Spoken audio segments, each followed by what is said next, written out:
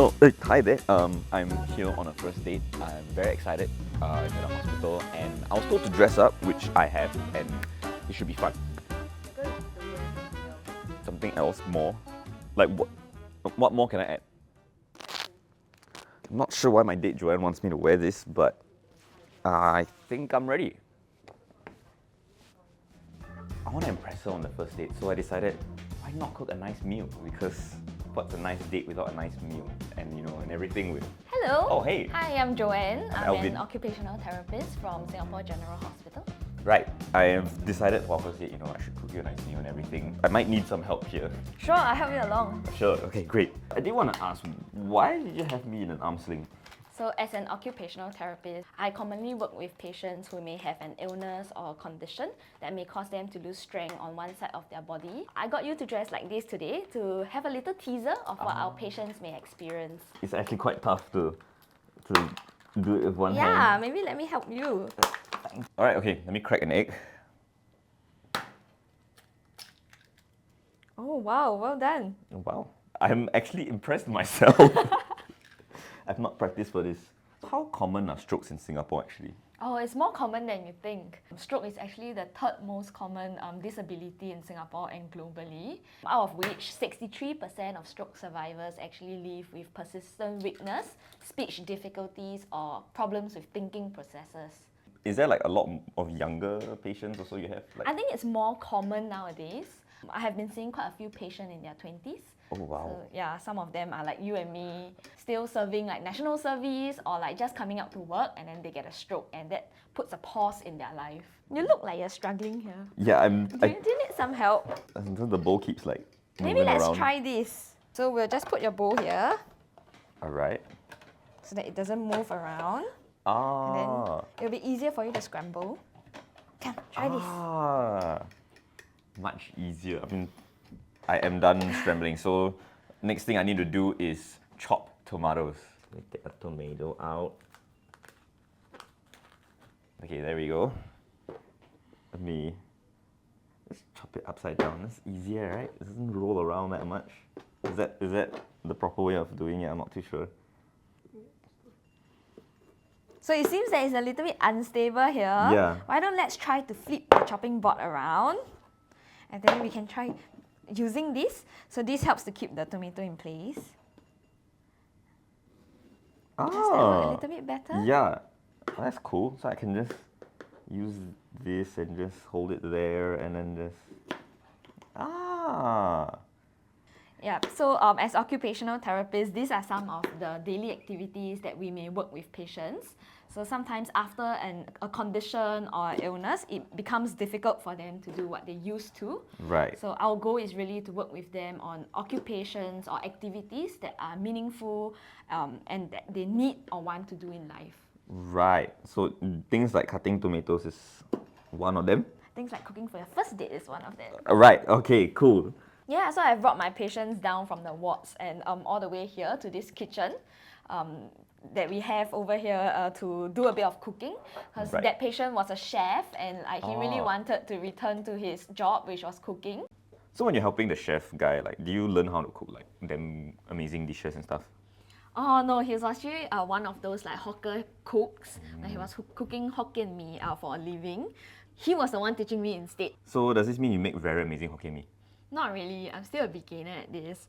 But maybe we can try together another time. Yeah, sure. That's how you score a second date. Okay, there you go. Scrambled eggs, just like how you mentioned you like them. Yeah, this looks good. Maybe we can go to the dining room to try this. Okay, sure.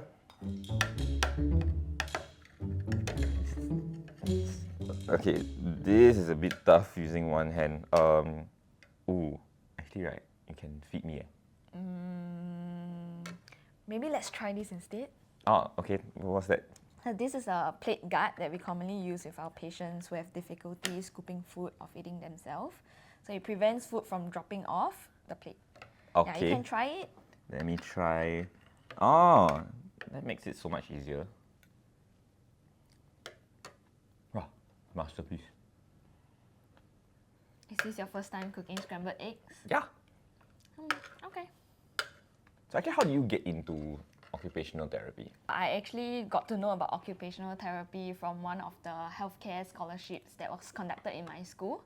And from there, I had the opportunity to attend an attachment program. It was a 3-day attachment program in the hospital for me to get a better idea of what OTs actually do in their daily clinical practice. What other kind of people do you help? One of the interesting patient encounters that I have was a spinal cord injury patient. He used to be a musical conductor. Oh. So he now doesn't really have much strength in his hands, and we had to retrain that aspect for him to be able to, get back into conducting. So what other physical activities do you help people out with? Maybe we can head over to the bedroom and I'll show you more.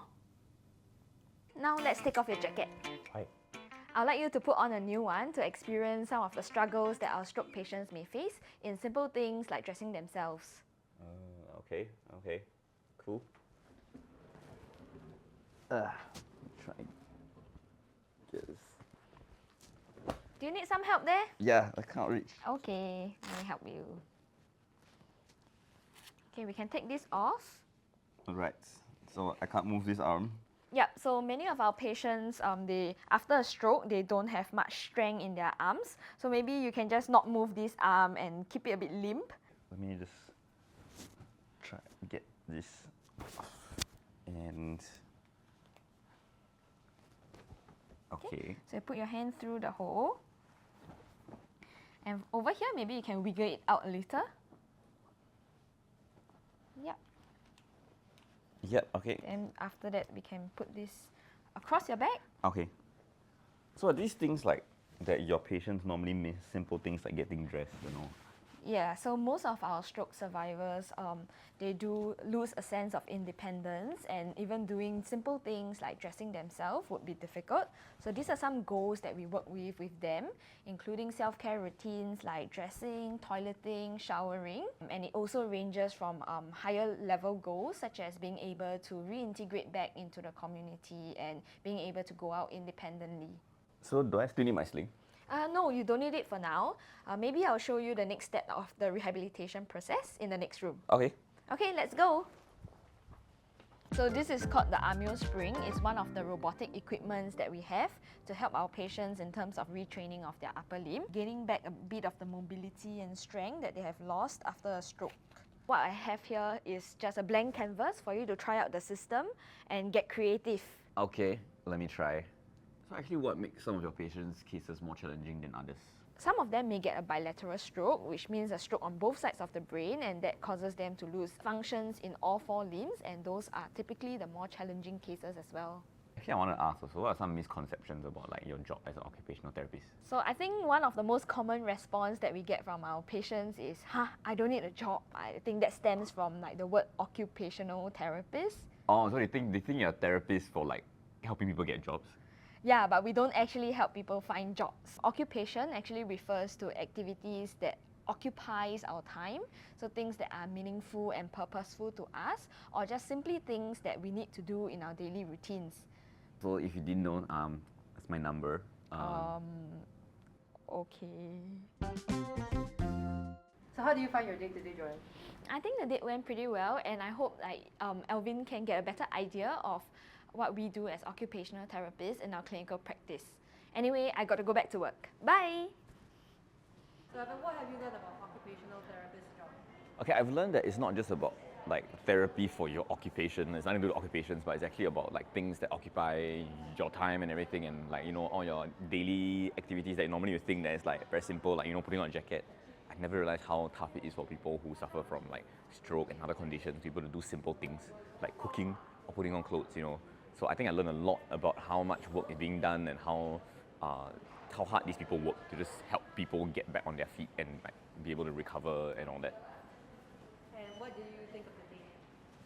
I think it went well. I cooked for her, so that was the first. She did mention Hokkien Mee, so I hope there's a second date there. Please let there be a second date.